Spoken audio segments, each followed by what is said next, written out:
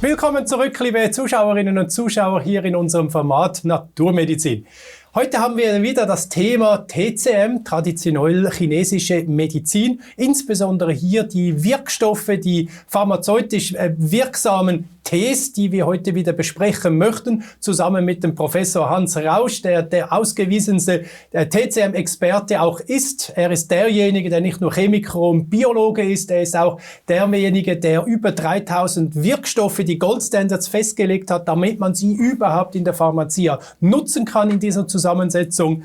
Er ist stellvertretender Ombudsmann an der DIN in Deutschland, aber auch anerkannter Sachverständiger im Arzneimittelrecht. Und da ist er heute wieder bei uns da ist es eine große Ehre für mich, ihn willkommen zu heißen. Lieber Hans, schön, dass du da bist. Danke dir. Vielen Dank für die Einladung und hoffentlich haben wir wieder schöne Themen, mit denen wir uns auseinandersetzen können. Ja, alles, was von dir rauskommt, ist irgendwie immer sehr spannend für mich und interessant, denn wenn ein Biologe und Chemiker die Dinge des Lebens analysiert, dann ist das für mich einfach nur spannend. Eigentlich hättest du eigentlich viel mehr in der Schule von kleinen Kindern schon mitwirken müssen. Weißt du, dieses Thema Chemie und Biologie ist so spannend, aber es wird uns so trocken und langweilig vermittelt.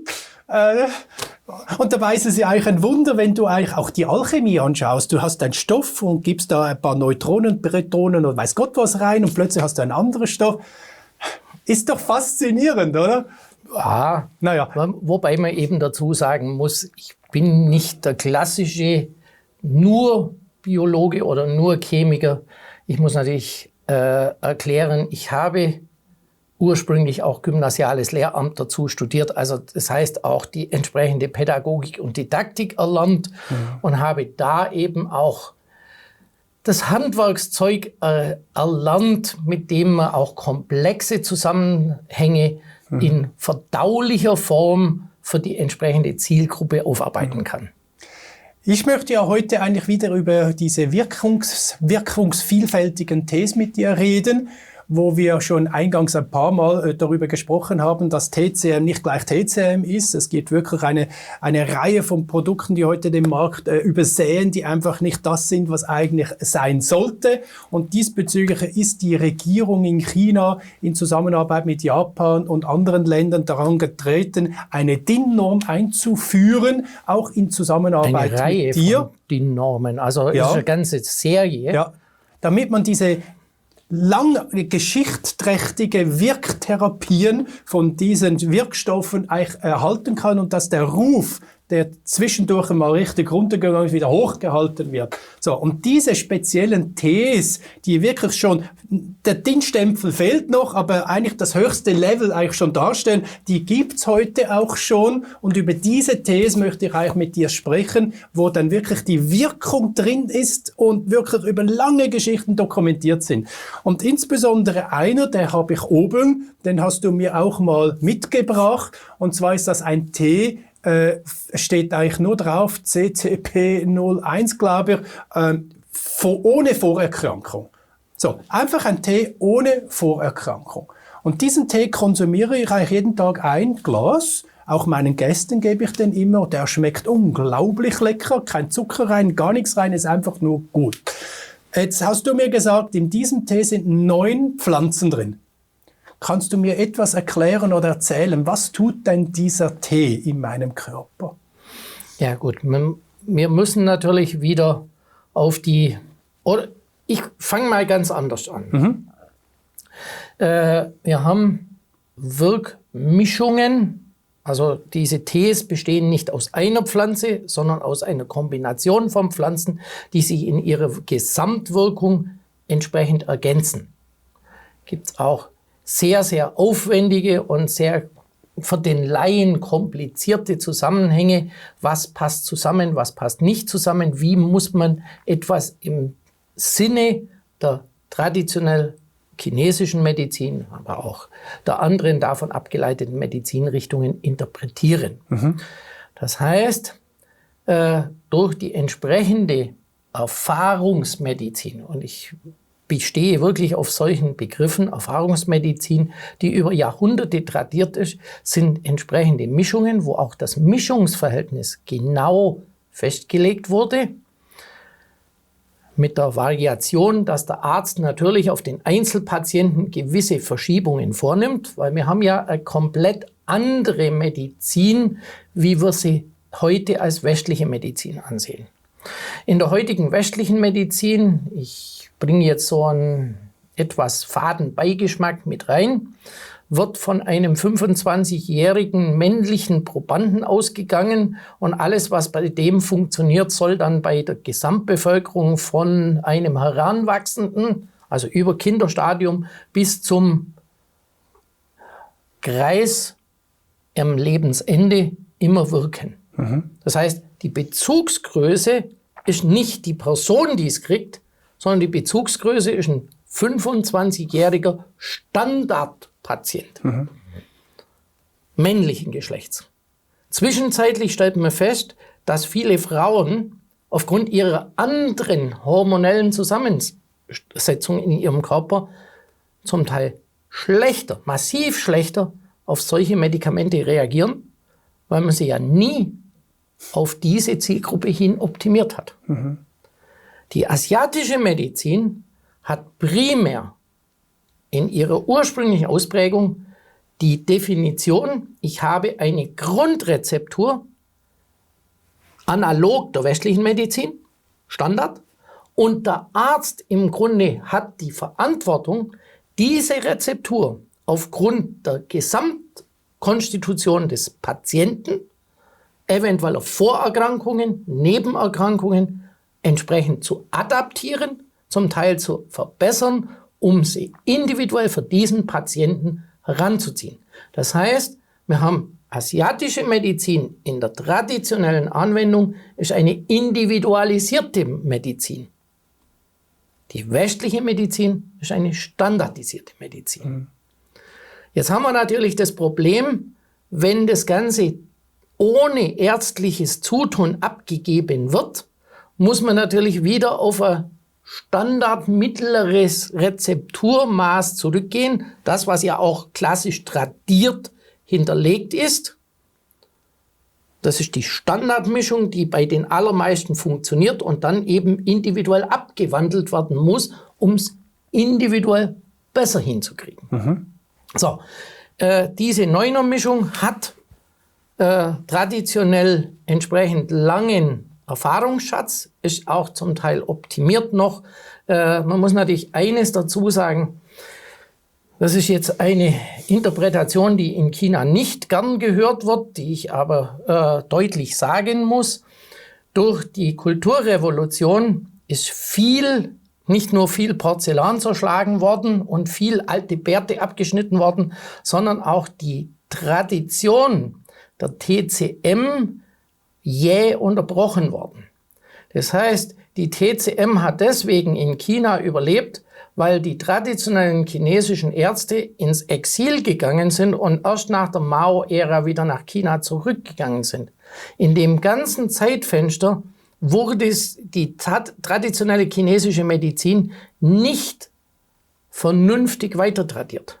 Das heißt, wir haben da einen riesen Leck dazwischen, den aber Ärzte in den USA und Ärzte in Europa, die als TCM-Ärzte geflüchtet sind und das Wissen weitergeführt haben, erhalten haben, um es dann hinterher wieder in die chinesische Medizin zu implementieren, die aber sofort dann diesen westlichen Denkansatz, wir müssen auch verstehen, warum es funktioniert, auch in die TCM übernommen haben und eben mit moderner Forschung die Wirkungsweisen auch zwischenzeitlich beschreibt. Okay. Das heißt, wir haben in unserer Tradition natürlich das Erfahrungswissen über Jahrhunderte, Jahrtausende, das Zeug wirkt, verstanden, musste es ja nicht zwingend werden. Es waren die Grundkonzepte erfüllt, es hat funktioniert, man wusste, es taugt in dieser Zusammensetzung und durch diesen neuen Input aus dem Westen kam dann auch die westliche Denkweise, wir müssen belegen, warum es wirkt, auch in die traditionelle asiatische Medizin mit rein. Das heißt, heute werden die gigantische Anstrengungen auch in Asien betrieben, um die Wirkmechanismen dieser Medikamente wirklich zu belegen, stofflich zu belegen. Wir haben vorher gehört, ich bin Biologe und ich bin Chemiker. Der Chemiker denkt in Strukturen, der Biologe in komplexen Zusammenhängen. Das heißt, ich versuche diese beiden Denkmodelle zu verzahnen, um zu sagen, ja, wir wissen, was wir tun, aber wir können sogar sagen, warum wir es tun. Das ist ja eigentlich dieser Modernisierungscharakter, der auch von den Regierungen dort massiv gefördert wird, um einfach eine solide Basis für die Zukunft auf der reichen Tradition draufzusatteln. Das heißt, ich mache etwas, was schon gut ist, noch wissenschaftlich belegbar. Das heißt, diese neuen pflanzlichen Stoffe in ihrer Zusammensetzung haben ganz klare Indikationen, die auch schon beschrieben sind. Gut, die Indikationen waren immer beschrieben. Es ist durch Studien dann belegt, welcher Wirkanteil, also man kann ja in der Vielzahl der stofflichen Verbindungen nur immer ein paar charakteristische Hauptmerkmale rausfischen.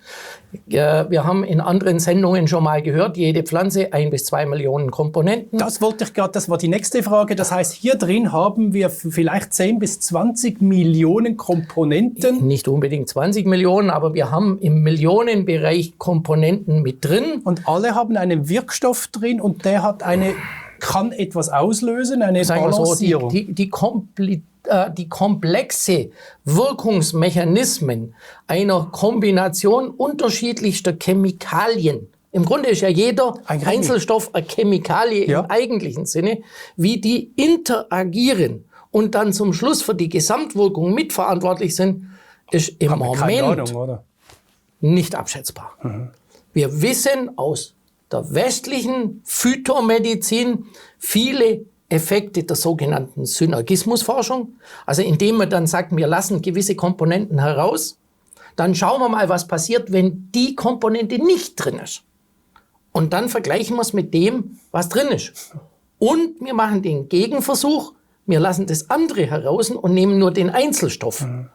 Und die Kombination aus diesen zwei ist nicht die Gesamtwirkung. Also Wirkung A plus Wirkung B ist nicht das, was wir in der Kombination sehen, sondern vielfach ist die Wirkung in der Kombination ein Vielfaches dessen, was additiv rauskommen würde. Meine Frage, jetzt haben wir da diesen Balance-Tee mit diesen 9 Stoffen, wo 10, 15 Millionen Wirkstoffe drin hat. Das ist ja eigentlich schon unglaublich, da kommt man ja total in die Demut. Ja. Wenn ich jetzt einen anderen Tee kaufe, der jetzt nicht diesen hohen Standards hat pharmakologisch, du hast noch immer ein anderes Wort gehabt in der Herstellung, da habe ich jetzt gerade vergessen, einen anderen Tee vergleiche, hat denn der auch so viele Wirkstoffe oder ist da nur ein kleiner? Der kann so viele Wirkstoffe haben. Es ist aber natürlich nicht sichergestellt, dass, also wir müssen ja immer eines davon, ich mache jetzt wieder ein Beispiel. Ach, Kompaktate wollte ich sagen. Klar. Ich mache jetzt einfach ein Beispiel, um es zu verdeutlichen. Wenn wir haben schon mal über Baldrian gesprochen, wenn wir den richtigen Baldrian einsetzen, hat er Wirkung. Setzen wir eine andere Art von Baldrian ein, dann wirkt es plötzlich nicht, weil diese andere Art eben gewisse Inhaltsstoffe nicht enthält. Da haben wir das Beispiel, das macht Baldrian den Ruf kaputt, weil es nicht wirkt. Auf der anderen Seite habe ich das richtige Baldrian, habe ich die Wirkung. Richtig. Daher unbedingt in solchen Dingen muss man das Pharmazeutische kaufen, weil das ist der Wirkstoff, die Wirkung bewiesen und beschrieben. So, ist das richtig? Es ist richtig. Gut. Es ist die vereinfachte Aussage. Im pharmazeutisch verkauften Produkt ist mit Sicherheit das Richtige drin. Beim anderen kann es sein, muss aber nicht. Weil es niemanden aus kommerziellen Interessen interessiert, was man dann verwendet. Und die gleiche Problematik haben wir in der südostasiatischen Medizin genauso gehabt, über Jahre gehabt, dass sogenannte Analogpflanzen, Pflanzen, die so ähnlich aussehen, einfach mit reingemogelt werden. In der Mischung sieht es ja sowieso keiner. Es gibt Volumen. Mit Gras kann man ausstrecken, das kostet noch weniger. Haben wir auch schon erlebt, genügend davon.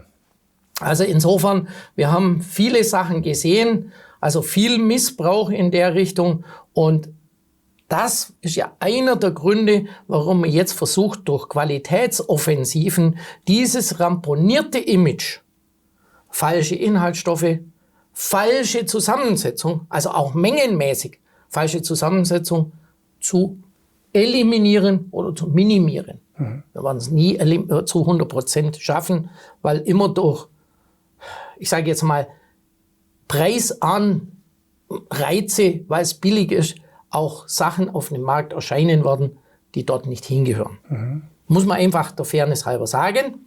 Aber die Qualitätsoffensiven sollen eben sicherstellen, dass der Anwender dann wirklich das kriegt, was er braucht. Ich habe gerade vorher auch die richtige Zusammensetzung formuliert. Da kann ich nur eines sagen. Wir hatten im Mittelalter einen Herrn, der als Paracelsus bekannt ist. Der sagt, die Dosis macht's. Und wenn es eben falsch dosiert ist, kann es auch ein Gift sein. Weil Überdosierung oder Falschdosierung oder Falschkombination Schaden anrichten kann, nicht zwingen muss. Darum ist die Erhaltung dieser Rezepturen, die sich über Hunderten Jahren lang bewährt haben, so wichtig, dass man es genau so nimmt, wie es beschrieben ist. Dass man es so nimmt und jetzt aber auch auf der wissenschaftlichen Ebene den Beleg führt, warum es wirkt. Also Leben aus der Tradition mit der Implementierung des modernen Wissens. Und dann habe ich den das eigentlich in den Brückenschlag. Kompaktaten. Dort ist das dann gesichert, dass ich das habe. Das Kompaktat ist im Moment nach allem Wissen international, das sich auch bei den Experten, und ich sitze ja mit im Expertengremium für diese internationale Standardisierung, dass im derzeit als einziges Produkt die Qualität dessen absolut widerspiegelt, was bei einem traditionellen Anwender, also einem Pharmazeuten in China, der seine ich sage jetzt Orte, wo die Einzelpflanzen herkommen, individuell genau kennt, nur die besten rausfischt und die für seinen Patienten optimal zusammenstellt. Wenn man das auf industrielle Weise entsprechend simulieren kann, ist es das in diesen Kompaktaten absolut widerspiegelt. Das Ganze hat nämlich eine sehr wichtige Funktion. Aber ich habe noch eine Frage dazwischen. Aber wenn ja das alles eine Wirkung hat, warum ist es dann nicht als ein Medikament geworden dann? Es gibt ja viele davon, die Standardrezepturen, die in China ein Medikament sind, in Europa aber als Medikament nur dann verkauft werden dürfen, wenn sie eine entsprechende behördliche Genehmigung, sprich Zulassung oder Registrierung besitzen. Wieso ist denn jetzt dieser Tee, dieses Kompaktat mit diesen 8 Wirkstoffen oder 9 Teen eigentlich zugelassen zum Verkauf? Weil es hat ja eine Wirkung. Ich habe mal gelernt, alles, was eine Wirkung hat, ist ein Medikament. Nein. Kann ich so nicht lassen.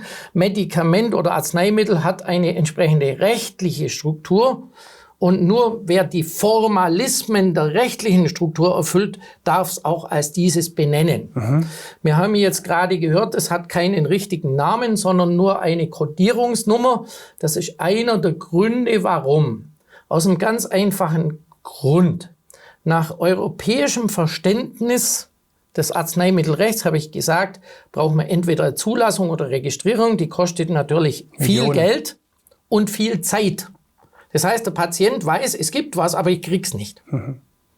Ist auch nicht unbedingt das, was in unserem aller Interesse sein sollte, um eben dem Patienten trotzdem die Möglichkeit zu gewähren, gibt's eben auch im europäischen, auch im Schweizer Recht die Möglichkeit, dass der Apotheker nach bekannten Rezeptierungen, die eben traditionell auch in den entsprechenden Fachbüchern hinterlegt sind, Standardrezepturen mischen kann, die dann hinterher beim Patienten typischerweise aus der Pflanze ausgekocht werden müssen. Das heißt, ich muss zum Apotheker gehen und sagen, ich möchte diese Neuner-Mischung haben, nach traditionell chinesischer Medizin. Ja. Dann mischt er mir das, schreibt meinen Namen hin und dann habe ich es. Ja, dann haben Sie das Pflanzenmaterial typischerweise und stehen daheim und kochen dann mal eine Stunde auf dem Zeug rum und haben dann einen Tee, der möglicherweise mal nicht so optimal schmeckt, der die Küche mal für einen halben Tag unpassierbar macht, weil es seltsam riecht und so weiter. Und jetzt beginnt eigentlich das Problem. um ein Industrieprodukt zu generieren, das genau das widerspiegelt, was die heimische Auskochung produziert, brauchen Sie eine Festlegung und eine wirklich solide Festlegung eines therapeutischen Droge-Extrakt-Verhältnisses. Das heißt, wenn ich 5 Gramm von einem Pflanzenmaterial in einer bestimmten Kombination habe, kommt in der Auskochung zu Hause zum Beispiel ein Trockenäquivalent von einem Drittel Gramm raus, weil der Rest einfach nicht wasserlöslich ist, zum Beispiel. Das heißt, das Endprodukt, das Sie dann als Convenient-Produkt kaufen, wiegt dann theoretisch 300 Milligramm, also ein Drittel Gramm. Da aber die industrielle Produktion anders extrahiert, auch zwar heißwässrig, aber dadurch, dass man im Großmaßstab arbeitet, andere Dimensionierungen hat, kommen andere Verhältnisse raus. Das heißt, man muss im Grunde das Industrieprodukt auf das heimisch gekochte Produkt normieren. Also einen Umrechnungsfaktor generieren, dass man genau das erzielen kann, was die heimische Auskochung nach der traditionellen Rezeptierung ergeben wird im Rahmen der Zusammensetzung seiner Inhaltsstoffe. Und das macht es so schwierig, warum aber auch jetzt Kompaktate deswegen als Wirkstoff anerkannt sind, weil sie das einzige Produkt darstellen, das genau dieses therapeutische Droge-Extrakt-Verhältnis durch langjährige und aufwendige Versuchsreihen zusammengestellt, über zig chinesische Kliniken abgesichert, in dem Produkt widerspiegeln. Jetzt habe ich es verstanden. Und darum ist ja diesen Flaschen auch immer noch relativ wenig drin, weil das ist ein die große Masse ist ja weg, es ist nur noch das Konzentrat. Es ist das Wirkkonzentrat all derer Inhaltsstoffe, die notwendig für die Wirkung sind. Und die nicht notwendig sind, sind weg. Und mit diesem Tee, mit diesen 10, 15 Millionen Wirkstoffen da drin, wo ich mir einen Tee mache.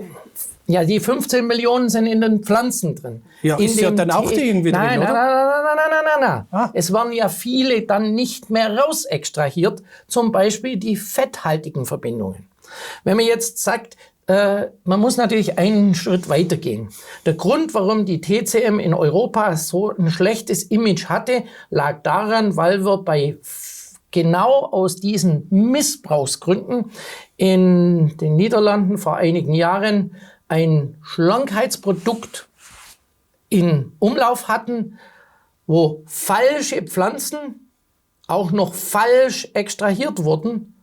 Und dann hatten wir Todesfälle, schwere Leberschäden, schwere Nierenschäden und so weiter. Ich kenne das heißt, gegen Abnehmen, gell? Fett. Genau. Ja. Und das ist das Problem. Ja. Also das heißt, die richtige Pflanze und die richtige Dosierung, aber nur dann, wenn sie auch richtig extrahiert werden. War das der Pu'er-Tee? Jetzt habe ich den Namen. Nein, okay. Es waren andere noch. Also, aber wir haben eben das Problem, dass aus kommerziellen Gründen vielfach organische Lösungsmittel, also im Grunde etwas, ich sage jetzt bloß als Beispiel, Pinselreiniger etc., zum Extrahieren verwendet werden. Also acetonisch, Pinselreiniger, wird zum Extrahieren verwendet. Das Produkt wird in Europa verkauft. In China würden sie dich dafür einsperren, weil du absolut nicht wässrig ausziehst, sondern lipophile Verbindungen rausholst, die für den Körper hochtoxisch sein können. Das heißt, die richtige Pflanze, die richtige Menge, das richtige Extraktionsverhalten. Also sprich, wässrige Extraktion wie wir haben paar tausend Jahre Erfahrung in der wässrigen.